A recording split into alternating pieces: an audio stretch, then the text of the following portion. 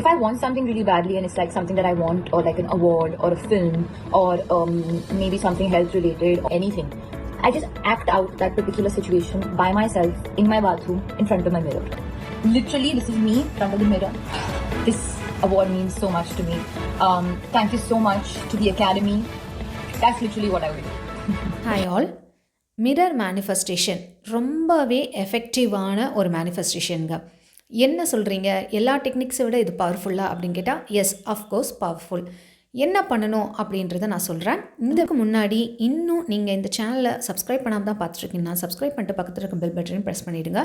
இந்த வீடியோ கண்டிப்பாக வர்த்தா தான் இருக்கும், அதனால் ஒரு லைக்கையும் போட்டுருங்க. அடுத்து உங்களுக்கு சீக்கிரமாக ரீச் ஆகும். ஓகே, மிரர் மேனிஃபெஸ்டேஷன் என்ன பண்ணணும் அப்படின்னு பார்த்தீங்கன்னா, ரொம்ப சிம்பிளாக காலையில் எழுந்த உடனே நீங்கள் ஒரு பெரிய கண்ணாடி முன்னாடி நில்லுங்க. உங்கள் உருவம் ஃபுல்லாக தெரிகிற மாதிரி இருந்தால் ஓகே. அப்படி இல்லை, பெரிய கண்ணாடி இல்லை அப்படின்னா சின்ன கண்ணாடியே இருந்தாலும் ஓகே தான். உங்கள் ஃபேஸை நேருக்கு நேராக நீங்கள் பார்க்க போகிறீங்க. என்ன பண்ணுறீங்க அப்படின்னா, உங்கள் கண்களை கவனிங்க. நேராக அப்படியே ஒரு 30 செகண்ட்ஸ் அப்படியே உத்து பாருங்கள். உங்களை நீங்களே அப்சர்வ் பண்ணுங்கள். உங்கள் கண்களை நீங்களே உத்து பாருங்கள். உத்து பார்க்கும்பொழுது உங்களுக்கே ஒரு மாதிரி இருக்கும். சில பேர்லாம் நான் மிரர் மேனிஃபெஸ்டேஷன் பண்ணுங்கள் டெக்னிக், நின்று கண்ணாடி முன்னாடி அஃபர்மேஷன் சொல்லுங்கள் அப்படின்னா, ஒரு 4-5 பேர் என்னால் சொல்லவே முடியல, உடம்பு நடுங்குது, என்னால் முடியல அப்படின்னு சொல்லிட்டு இருந்தாங்க. தரன்னு ஆடுது, தலை பாரமாக ஆகுது அப்படின்னு. ஏன் அப்படி? சும்மா கண்ணாடி முன்னாடி நின்று பேசுங்கன்றதுக்கு ஏன் இப்படி முடியுது அப்படின்னா, ஏன்னா உள்ள ஆழ் மனசுலேருந்து நம்மளே ஃபேஸ் பண்ணிக்க தயாராக இல்லைன்றது தான் அதனுடைய அறிகுறி. அப்போது கண்ணுக்கு நேராக பார்த்து உங்களுடைய ரியாக்ஷன்ஸ் என்ன நீங்கள் கொடுக்குறீங்க அப்படின்றத உங்களாலே பார்க்க முடியலன்றது அர்த்தம். என்னென்னா, ஆழ்மனது உங்களை சந்திக்க அதுவே தயங்குது. உங்கள் மேலே செல்ஃப் லவ் இல்லாததை குறிக்கிறது. அதனால தான் என்ன பண்ணணும், கண்ணாடி முன்னாடி நின்று ஐ லவ் யூ அப்படின்னு ஆத்மார்த்தமாக நெஞ்சில் கையை வச்சு உங்கள் கண்ணை பார்த்து நீங்களே நான் உன்னை மனதார விரும்புகிறேன் அப்படின்னு நீங்கள் ஆத்மார்த்தமாக சொல்லணும். அடிக்கடி இந்த மாதிரி சொல்லும் பொழுது உங்களுக்கு நீங்களே ஒரு லவ் கொடுத்துக்கிறீங்க. அப்போது இந்த மனசு ரொம்ப வேதனைப்படுது, நமக்கு யாருமே இல்லை, நம்ம கூட யாரும் இல்லை, நம்ம தனியாக கஷ்டப்படுறோம், நமக்குன்னு யார் வருவா அப்படின்ற மாதிரிலாம் ஏக்கங்கள் வருதில்ல, இதெல்லாம் கொஞ்சம் கொஞ்சமாக குறையும். செல்ஃப் ஹீல் ஆவீங்க, உங்கள் மனசு சாந்தமாகும். அது என்ன சொல்லணும்னா, எதுனாலும் பார்த்துக்கலாம் அப்படின்ற தைரியத்தை உங்களுக்கு நீங்கள் உடைஞ்சு போகிற தருணத்தில் கொடுக்கும். இல்லை, நீங்கள் இது மாதிரி உங்களுக்கு செல்ஃப் லவ் இல்லாத பொழுது தான் அது என்ன பண்ணும் அப்படின்னா, இன்னும் ஹர்ட் பண்ணும் உங்களை. இப்படி பண்ணிவிட்டு அப்படி பண்ணிட்டு தேவையில்லாத ஓவர் திங்க் பண்ணி உங்களை இன்னும் ஹர்ட் பண்ணிடும். அதுக்கு தான் நம்ம மனசை நம்மளே தாஜா பண்ணி வச்சுக்கணும். நம்ம மனசை நம்ம ஃப்ரெண்டாக்கிக்க முடியும். அடுத்தவங்கள ஃப்ரெண்டாக்க முடியுமோ இல்லையோ, நம்மளே ஃப்ரெண்டாக்கிக்கலாம். நமக்கு யாருமே தேவை கிடையாது, நமக்கு நம்ம தான் ஆறுதல். அவ்வளோதான், வாய் விட்டு பேசணும். செல்ஃப் டாக் ரொம்ப எஃபெக்டிவ். பார்க்க பைத்தியக்காரத்தனமாக இருக்கும், பட் ரொம்ப எஃபெக்டிவ். நீங்கள் உங்களுக்குள்ளே நிறைய பேசி பாருங்களேன். உங்களுக்கு இப்போ நீ எதுக்கு பயப்படுற, உட்காந்து நீங்களே பேசி பாருங்கள். கண்ணாடி முன்னாடி நின்று ஏன் பயப்படுற, பயம் வருதா, உடனே கண்ணாடி முன்னாடி நில்லுங்க. இப்போ எதுக்கு பதட்டப்படுற, ஏன் பயப்படுற, கேட்டு பாருங்கள் அது என்ன சொல்லுதுன்னு. அங்கேருந்து ஒரு குரல் வரும், இதனால் அப்படின்னு பார்த்துக்கலாமே என்ன நடக்க போகுது அப்படின்னு நீங்கள் பேசி பாருங்கள். ஆட்டோமேட்டிக்காக உங்கள் பயம் குறையிறத நீங்களே பார்ப்பீங்க. அதுக்கப்புறம் உங்களுக்கு என்ன மேனிஃபெஸ்டேஷன் வேணும், ஒரு கோல் செட் பண்ணிக்கோங்க. ஒரு 3-4 அஃபர்மேஷன்ஸ் எழுதிக்கோங்க. இப்போது எனக்கு நான் ஒரு நல்ல ஒரு வீடு கட்டணும், இல்லை என் பார்ட்னர் கூட நல்லா சேரணும் அப்படின்னா என்ன சொல்லலாம் அப்படின்னா, நான் அழகான ஒரு 2500 ஸ்கொயர் ஃபீட்டில் ஒரு இடத்த வாங்கியிருக்கேன். ஓகே, அது ரொம்ப அழகாக இருக்குது. ஃப்ரண்ட்டில் கார் பார்க்கிங், சுற்றி கிராஸ் இருக்குது, பிளான்ஸு, நிறைய பச்சை மரங்கள், அந்த மாதிரி எல்லா வித மரங்களும் இருக்குது. என்னோட ஹால் இந்த சைடில் இருக்குது, டுவர்ட்ஸ் நார்த் சைடில் ஃபேஸ் பண்ணியிருக்கு. வீட்டோட இன்டீரியர் கிச்சன் பயங்கரமாக மாடுலர் கிச்சன்ஸ் இருக்குது. டைல்ஸ் இருக்குது. என்ன டைல்ஸு அப்படின்றது முதற்கொண்டு கலர்ஸு இதெல்லாமே நீங்கள் என்ன பண்ணணுமோ, அப்படியே என்ன பண்ண விரும்புகிறீங்களோ உங்கள் கண் முன்னாடி அந்த கண்ணாடி முன்னாடி இதெல்லாம் நீங்கள் அப்படியே சொல்லணுக்கிட்டே என்ன சொல்லணும்னா, நான் என் கனவு வீட்டை அடைஞ்சிட்டேன், என்னுடைய சொந்தமான கனவு இல்லத்தை அடைஞ்சிட்டேன், நன்றி அப்படின்னு சொல்லணும். அதுக்கப்புறம் இந்த பிரபஞ்சம் நான் கேட்ட என்னுடைய சொந்த கனவு வீடை எனக்கு கொடுத்ததுக்கு நன்றி அப்படின்னு சொல்லணும்.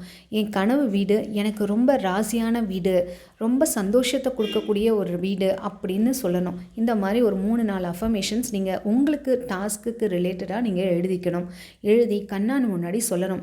ஆக்ட் அண்ட் பிரிட்டெண்ட் ஆஸ் அப்படின்னு. இதை தான் பாலிவுட் நடிகையான நம்ம ஆலியா பட் ஃபாலோ பண்ணியிருக்காங்க.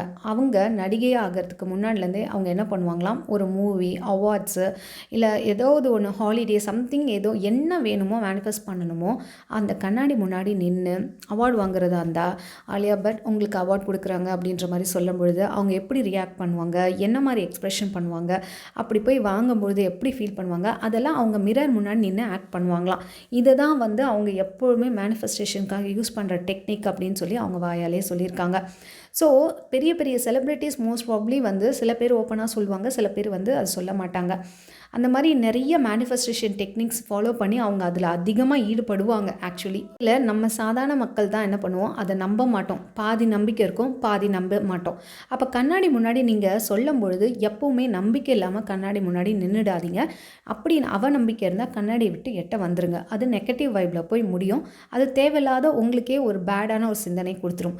அதனால் என்ன பண்ணணும், கண்ணாடி முன்னாடி நிற்கும் பொழுது ரொம்ப பாசிட்டிவாக நல்ல ஹோப்பாக நடந்து முடிஞ்ச ஒரு விஷயம் நடக்க பொழுது அப்படின்னு அப்படியே ஆணித்தனமாக சொல்லணுமே தவிர ஒரு டவுட்டில் நடந்துருமா, எனக்கு கிடைச்சிருமா அப்படின்ற மாதிரி சொல்லவே கூடாது. அங்கே ஒரு டவுட்டுன்ற அந்த வார்த்தைக்கு இடமே கொடுக்கக்கூடாது. மாதிரி ரொம்ப பயப்படுவேன். இதுக்கு நான் எப்படி சொல்லணும் அப்படின்னா, நான் ரொம்ப தைரியமாக இருக்கேன். உங்கள் கண்ணை பாருங்கள், நேருக்கு நேராக பார்த்து நல்லா ஸ்ட்ராங்காக நான் ரொம்ப தைரியமாக இருக்கேன். எல்லா பிரச்சனையும் சூப்பராக நின்று ஃபேஸ் பண்ணுவேன். எந்த சூழ்நிலை வந்தாலும் நான் எதிர்த்து நிற்பேன் அப்படின்ற மாதிரி உங்களுக்கு நீங்களே ஒரு அஃபர்மேஷன் சொல்லுங்கள். பணம் என்கிட்ட வந்துக்கிட்டே இருக்குது, பணக்காரனாக ஆகணுமா, பணம் என்கிட்ட வந்துக்கிட்டே இருக்குது தெரியுமா, நன்றி நன்றி நன்றி சொல்லுங்கள். பணம் என்கிட்ட வர்றதுக்கு நான் தகுதியானவன், நான் பணக்காரனாக இருக்க தகுதியானவன், செல்வம் என்கிட்ட அபரிதமாக வந்துக்கிட்டே இருக்குது அப்படின்ற பல அஃபர்மேஷன்ஸை நீங்கள் கொடுக்கலாம். அப்படியே ஸ்ட்ராங்காக போல்டாக எந்த வித டவுட்டுமே அங்கே இருக்கக்கூடாது. நீங்கள் பேசும்போது கொஞ்சம் கூட டவுட்டே படக்கூடாது. அவ்வளோதான், நடந்துருச்சு, நடந்துட்டுருக்கு, அவ்வளோதான். அப்படி ஆணித்தனமாக நீங்கள் சொல்லணும். இது எவ்வளோ சீக்கிரம் திரும்ப மேனிஃபெஸ்ட் ஆகும், உங்களுக்கு சூப்பராக மேனிஃபெஸ்ட் ஆகும். இந்த பயத்துக்கெலாம் பேசும்போது எதிர்த்தில் நின்று பேசும்பொழுது அந்த உங்கள் பாடி வந்து சம்திங் அப்போஸ் பண்ணுதுன்ற மாதிரி நிறைய பேர் சொன்னாங்க. சில பேர் வந்து நான் பண்ணுவேன் அப்படின்னு சொல்லிட்டு அது என்னால் நின்று பேச முடியல, தலையில் ஏதோ பாரமாக இருக்குது அப்படின்ற மாதிரி சொன்னாங்க. அப்போது நீங்கள் கரெக்டான ஒரு வேலை தான் இருக்கீங்க. உடம்பு ஒரு மாதிரி ரியாக்ட் பண்ணுது உங்களுக்கு, நீங்கள் பண்ணுற ஒரு டெக்னிக்கில் உடம்பு ஒரு மாதிரி பாசிட்டிவாக பண்ணும்போது சொல்கிறேன், பாசிட்டிவான சில விஷயங்கள் கொடுக்கும்பொழுது நமக்கு பாடி ரியாக்ட் ஆகுதுன்னா something you are in a right way, அவ்வளோதான். அதனால் டவுட்டே பட வேண்டாம். அது ஆர்டினரியாக செட்டில் ஆகிடும். அதை பார்த்து நீங்கள் பயப்படலாம் வேண்டாம். இதை எப்போல்லாம் பண்ணலாம் அப்படின்னா, காலையில் தூங்கி எழுந்த பிறகு ஒரு 2 மினிட்ஸ் 3 மினிட்ஸ் பண்ணுங்கள். நைட்டு தூங்கும் பொழுது அதே மாதிரி சொல்லிவிட்டு அப்படியே படுத்துருங்க. ரொம்ப எஃபெக்டிவாக இருக்கும். நெக்ஸ்ட் வந்து December 3லேருந்து 21 டேஸ் வந்து ரிலேஷன்ஷிப் கிளாஸ் வந்து கண்டக்ட் பண்ணலான் இருக்கேன். ஸோ விருப்பம் உள்ளவங்க ரிலேஷன்ஷிப் கிளாஸ் வேணும்னு டீட்டெயிலாக தயவு செய்து சொல்லி வாட்ஸ்அப்பில் ரெஜிஸ்டர் பண்ணுங்கள். நீங்கள் பாட்டுக்கு கிளாஸ் வேணும்னும் போது பிரம்ம முகூர்த்தம் கிளாஸ் போது ரிலேஷன்ஷிப் கிளாஸும் ஸ்டார்ட் பண்ண போகிறோம். ஸோ எந்த கிளாஸ் அப்படின்றத நீங்கள் பர்டிகுலராக சொன்னால் தான் எனக்கு புரியும்.